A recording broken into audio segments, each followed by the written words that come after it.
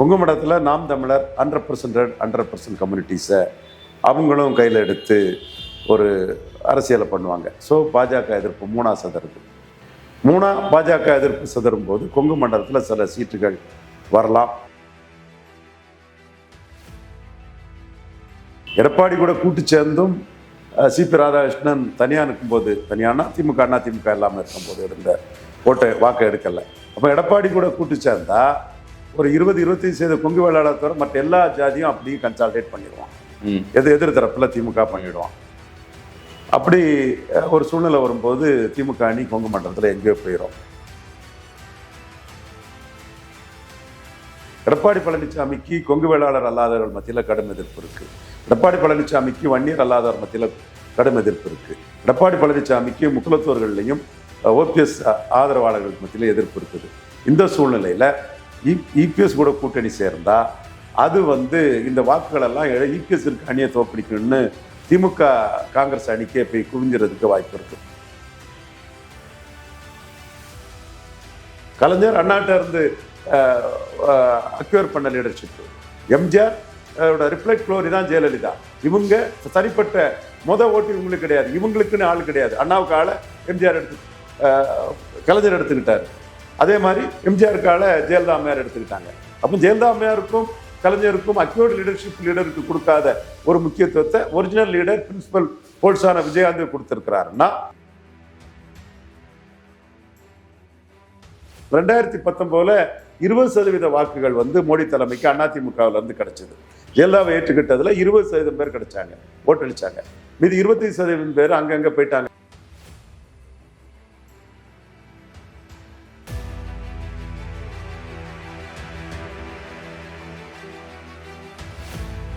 FTP நேயர்களுக்கு வணக்கம். இன்று நம்முடன் ஐயா ரவீந்திர சுவாமி இணைஞ்சிருக்காரு. வணக்கம் சார். வணக்கம் சார். புது வருடம் பிறந்திருக்கு. மோடி முதல் வேலையாக தமிழ்நாட்டுக்கு வந்திருக்காரு. ஸோ இந்த அவர் வந்துட்டு போனதில் ஏகப்பட்ட அரசியல் இண்டிகேட்டர்ஸ் தெரியுது. ஓபிஎஸ்க்கு ஆஸ் யூஷுவல் ஒரு நல்ல ஒரு மரியாதை கொடுத்தாரு. ஏர்போர்ட்டுக்கு அழைத்து அவரோட பேசியிருந்தார். அதுக்கப்புறம் அந்த மேடையில் பேசும்போது விஜயகாந்தோட நினைவுகளை பகிர்ந்துட்டாரு. ஸோ அஃபீஷியலாக தெரியாட்டியும் திரைமறைவில் பிஜேபி கூட்டணி பேச்சுக்களை நடத்திட்டு இருக்காங்கன்னு நினைக்கிறீங்களா? ஏன்னா நிர்மலா சீதாராமன் அவர்கள் லாஸ்ட் 1 மந்த்தாக தமிழ்நாட்டிலே ரொம்ப நேரம் 2-3 வாட்டி போயிருக்காங்க. அதுதான் தமிழ்நாட்டையும் முழுக்க அவங்க சீட்டு வராத இடம்னு நினைக்கல.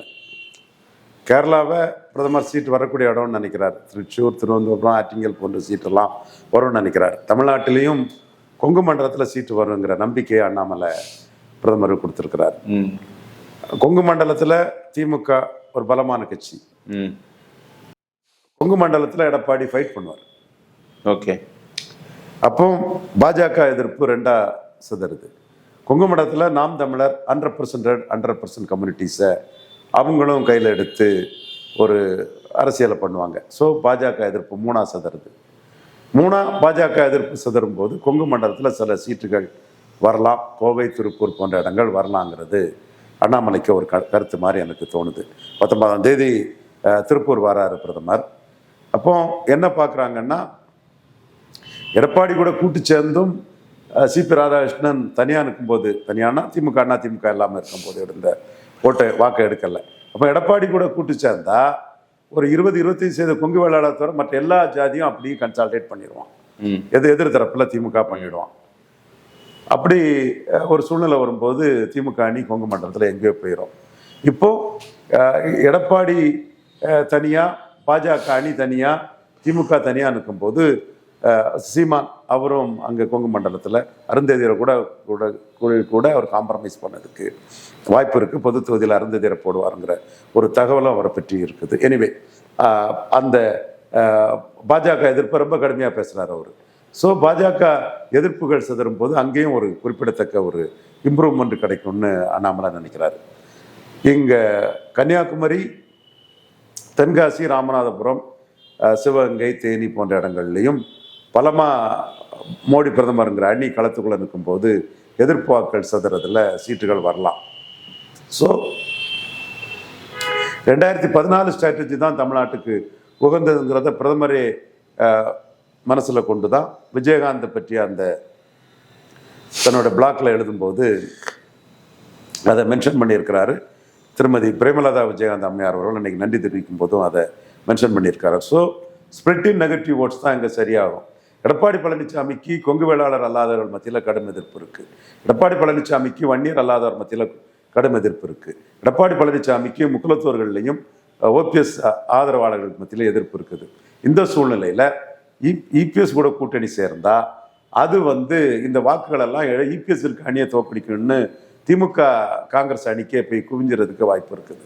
2019 ரிசல்ட்டு ரிப்பீட் ஆகிறதுக்கு வாய்ப்பு இருக்குது. ஸோ அதனால தான் எதிர்ப்பு ஓட்டு சிதறது தான் நல்லதுங்கிற அந்த அணுகுமுறையில் 2014 வீகத்தை பாஜக எடுக்கிறதா நான் பார்க்குறேன். மோடி அதை அந்த லைன் ஆஃப் திங்கிங்கில் தான் மோடி போகிறார்.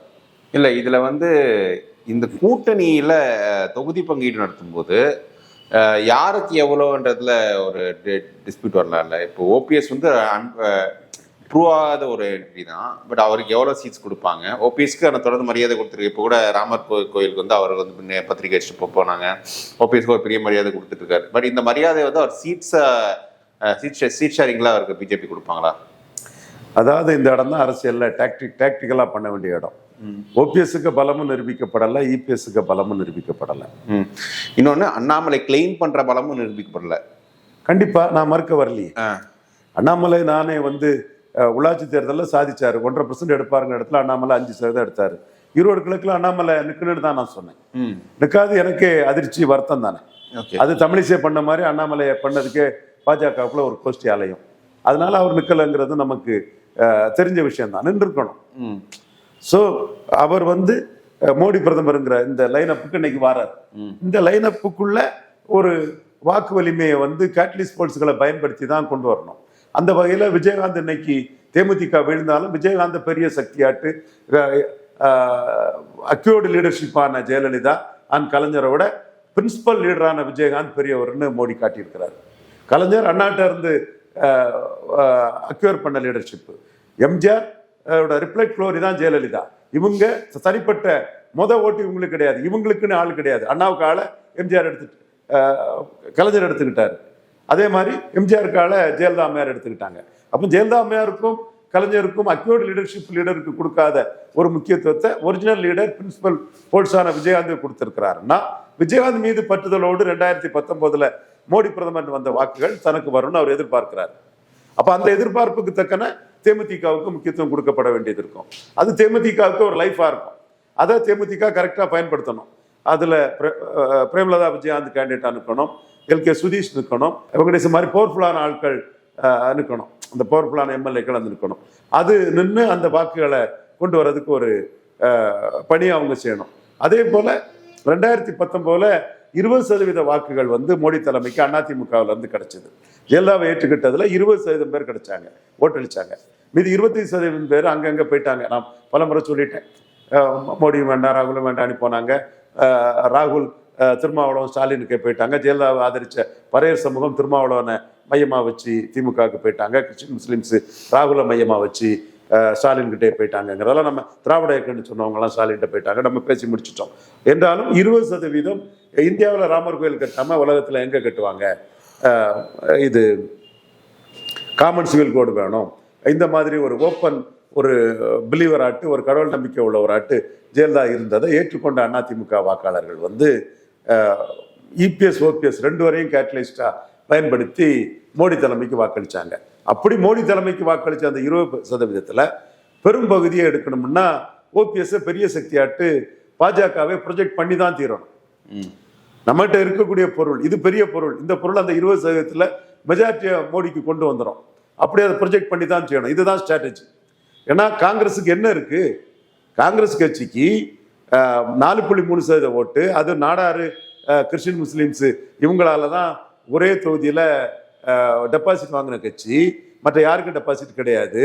சும்மா பொய்யா பத்திரிகைகளில் இவரு கர்நாடகாவில் உள்ள deputy chief minister DK. Sivakumar மாதிரி எல்லாம் தான் பெரிய ஆளுன்னு ப்ரொஜெக்ட் பண்ணிட்டு இருக்கக்கூடிய சகோதரர் கார்த்திக் சிதம்பரத்துக்கே டெபாசிட் கிடையாது. ஜி.கே. வாசன் சில எம்பிக்களோட போன பிறகு அந்த கட்சிக்கு ஒரு 3.5% ஓட்டுக்கு மேல தமிழ்நாட்டில் கிடையாது. ஆனால் அது ஒரு கேட்டலிஸ்ட் ஸ்போர்ட்ஸ் ஆட்டு, கிரியா ஊக்கி ஆட்டு, ஷெட்யூல் காஸ்ட் கிறிஸ்டின் முஸ்லிம்ஸ் ஓட்டை கொண்டு வருதுன்னு தான் அதுக்கு 10 சீட்டை. இன்னொரு விஷயமும் நீங்க ஒத்துக்கணும். நீங்க சொல்றதுதான் ஸ்டாலின் முதலமைச்சர், எடப்பாடி முதலமைச்சர் சொல்றதை விட ராகுல் பிரதமர்ன்றதுக்கு பெரிய அளவுக்கு இங்க தமிழ்நாட்டில் ஓட்டு இருக்கு. இன்னைக்கு தமிழ்நாட்டில் பாப்புலர் பிரைம் மினிஸ்டர் கேண்டிடேட் ராகுல் காந்தி தான், மோடி கிடையாது. அது உங்களுக்கு நீங்க ஒத்துப்பீங்கன்னு நினைக்கிறேன். 2014 19 தமிழ்நாட்டை வச்சு மோடி பிரதமர் ஆகலைங்கிற போது அது கோஸ் வித்தவுட் சேய். அதைத்தான் நான் சொல்ல வர்றேன்.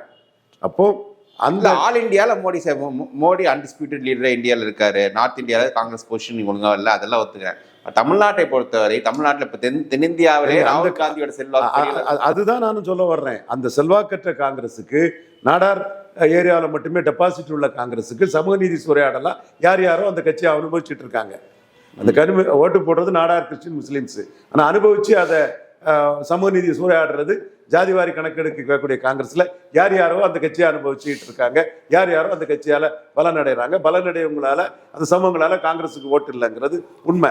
பட் ராகுல் காந்தி மேட்டர் தான். நான் இது தத்ராயத்தை கோத்திர கவுல் பிராமணர் மண்ணுன்னே உங்கள்கிட்ட சொல்லிக்கிட்டு 71 80 சோனியா காந்திக்கு வந்ததெல்லாம் சொல்லிட்டு தானே இருக்கிறேன். காங்கிரஸ் கேட்டலிஸ்ட் ஸ்போர்ட்ஸாக தான் பயன்படுத்தப்படுது. இங்க ராகுல் காந்தி பிரதமருங்கிறதுக்குள்ள ஓட்டு ஒரு லெவல் இருக்குது. ஆனால் அது ஒரு பெரிய சக்தியாட்டு காட்டி ஸ்டாலின் அதை பண்றாரு. அதே போல ஜெயலலிதா மேட்ட விழுந்த பரையர் சமூக வாக்குகளும் 0.7% வாக்கு களத்தில் எடுத்த திருமாவளவன் மூலமா மிகப்பெரிய அளவுக்கு 14% பரையர் சமூக ஓட்டுல வட தமிழகத்தில் அவங்க டிசைடிங் ஃபேக்டர் பரையர்கள் தான் சொல்லக்கூடிய அளவுக்கு ஸ்டாலினுக்கு வந்து குவியுது திருமாவளவன் மூலமா. கேட்டலிஸ்ட் ஸ்போர்ட்ஸ் தேரியை தான் நான் சொல்ல வர்றேன்.